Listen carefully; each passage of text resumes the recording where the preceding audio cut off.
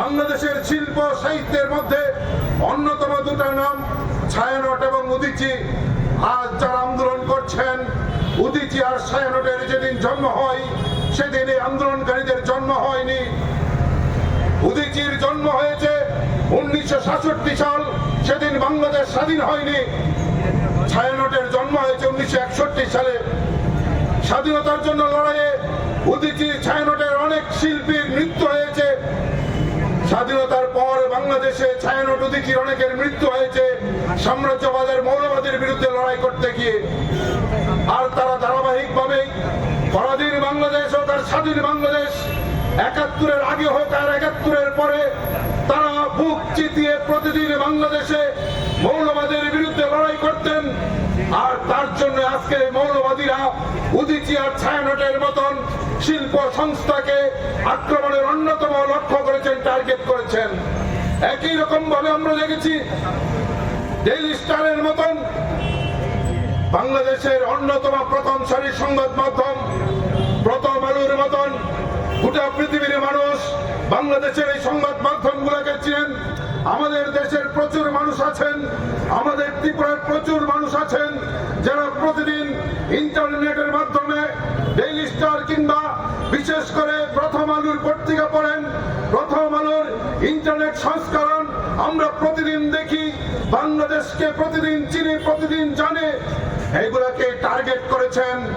আর আমরা সেদিন দেখেছি বাংলাদেশের একদল জনলাদ মোবাইল হাতে নিয়ে একটা যুবক যে ওই মানুষের কাপড় তৈরির কারখানায় কাজ করত, সেখানে একটা ঘটনাকে কেন্দ্র করে ওই কারখানার একজন শ্রমিক দীপু দাসকে এক নির্মম ভাবে পৃথিবীর মানুষ দেখেছেন। বাংলাদেশের মতন দেশ, যে দেশকে পৃথিবীর মানুষ অতিথি পরায়ণ দেশ বলে এক সময় জানত, সেই অতিথি পরায়ণ বাংলাদেশে মৌলবাদের হাত ধরে বর্বরতা আকাশ ছুঁয়ে নিচ্ছে। একটা মানুষকে মৃত করে উল্টো গাছের সঙ্গে লটকিয়ে কিভাবে আগুনে পুড়ে জয়োল্লাস করছেন। আমরা বামপন্থীরা মনে করে যারা এই ঘটনা করছেন আর মোবাইলে যারা এই ঘটনার ছবি তুলছেন তারা মানুষ হতে পারে না। একদল বর্বর বাংলাদেশের মধ্যে যে বর্বরকে সরকার পৃষ্ঠপোষকতা করছেন, ইউনিস যাদের পাহারা দিয়ে বাংলাদেশকে শাসন করছেন, তাদের নেতৃত্বে এই ঘটনাগুলো সংঘটিত হচ্ছে। একজনে মারা গেছেন, তারা বলছেন সেই দেশের একজন যুবক গুলিতে মারা গেছেন, তাকে কেন্দ্র করে প্রথম আলো হোক আর ডেইলি স্টার, উদীচী কিংবা ছায়ানটে আক্রমণ। আমরা মনে করি না একজন ব্যক্তির আক্রমণ মৃত্যুর পর এই আক্রমণ হতে পারে না। এটা পূর্ব পরিকল্পিত, এটা হচ্ছে ফেসিবাদের লক্ষণ। এটা ভারতের ফেসিবাদের লক্ষণ হোক আর বাংলাদেশের ফেসিবাদী লক্ষণ একই।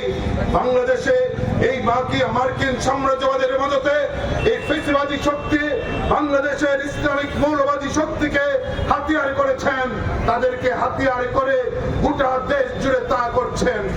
গোটা দেশের এই অশান্তি, বাংলাদেশের মানুষের বিগত কয়েক মাস যাবৎ কর্মসংস্থানের নিশ্চয়তা নেই, জিনিসপত্রের দাম প্রতিদিন লাফিয়ে লাফিয়ে বাড়ছে।